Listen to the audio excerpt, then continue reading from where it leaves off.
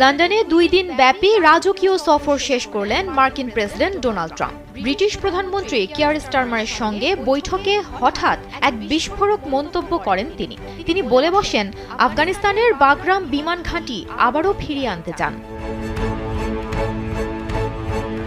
4 বছর আগে পুরো আফগানিস্তানে নিজেদের নিয়ন্ত্রণ প্রতিষ্ঠা করে তালেবান যোদ্ধারা।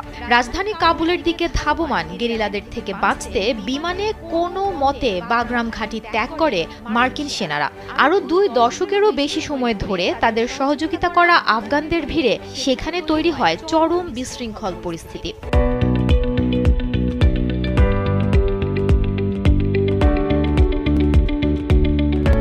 সেই ঘাঁটি আবারও ফিরে পাওয়ার স্বপ্ন দেখছেন ট্রাম্প। বিমানে ফেরার পথে এক সাংবাদিক প্রশ্ন করলে তিনি জানান, ওই ঘাঁটিটি চীনের পারমাণবিক অস্ত্র তৈরির স্থান থেকে মাত্র 1 ঘন্টার দূরত্বে অবস্থিত, তাই সেখানে